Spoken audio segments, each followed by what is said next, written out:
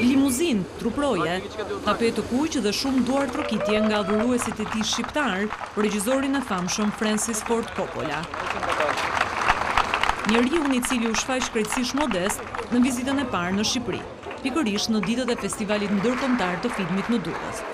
I shoqëruar nga duar trokitjet edhe brenda sallës së teatrit Aleksandër Mojsiu, regjizori i njohur amerikan e nisi menjëherë bisedën e tij me një shprehje për Shqipërinë. Kur isha 22 vjeç, ka qenë hera e parë që kam dëgjuar për Shqipërinë. Isha me xhirimin në ish Jugosllavi, konkretisht në Dubrovnik, dhe dikush më tha se atjetej ndodhej Shqipëria. Sot jam i kënaqur që po e vizitoj këtë vend të bukur. Duke u treguar i hapur për çdo pyetje, Coppola në fakt qëndroi gati 2 orë duke i kthyer përgjigje të gjithë kurreshtarëve, gazetar, kineast, aktor apo adhurues të thjeshtë të tij.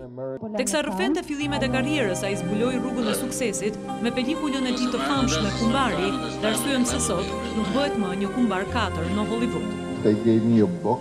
Në atë kohë unë po punoja mbi një skenar timin, por dikush më dha një libër tjetër që ishte Kumbari. Unë mendoja se do të bëhesh ai famshëm me skenarin tim, por rezultoi që u bëra i tillë me tjetrin. Nuk kam dashur kurrë të bëj pjesën e dytë të Kumbarit, pasi mendoj se sagat e filmave nuk janë cilësore, por për Kumbarin 2 më dhanë para dhe e bëra. Për të tretin, kisha unë nevojë për para, prandaj pranova. Ndërsa i katërti, nuk mendoj se do realizohet pasi janë ata që nuk kanë më para tani. I pyetur për marrëdhëniet me familjen bashkëshorten e cila e shoqëronte në këtë vizitë, por edhe vajzën e tij, regjizoren gjithashtu të njohur Sofia Coppola, Francis u shpreh se për artistin mashkull, suksesi vjen nga familja. Me humor ai madje dha edhe një recetë. Doni të dini sekretin për të bërë një regjizor mashkull i suksesshëm? Martohuni të rinj. Unë jam martuar 22 vjeç, bëni shumë fëmijë, merrini ata me vete në sheshet e xhirimit dhe mbi të gjitha bëni gjithmonë një punë të dytë. Të jesh artist është privilegj, por duhen para dhe vetëm duke i fituar vet ato, do të jeni padroni punës tuaj. Sa për femrat, ato që duan të bëhen regjizore të suksesshme, unë them, mos u martoni. Don't get married.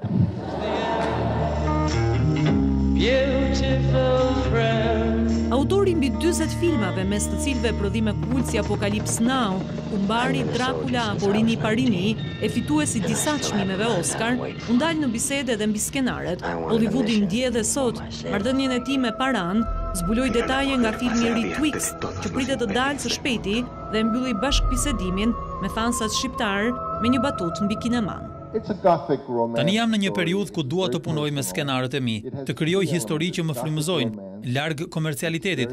Filmi im i fundit është diçka mes gotikës dhe romancës, pra një romancë gotike. Shikoni, në moshën time kinemaja është si seksi, kur mendon se nuk ja del më mban, zbulon edhe të kundërtën. Do të prezantoj filmat e tij Tetro dhe Rini Parini te Inte mbrëma në festivalin e filmit, e më pas do të largohet.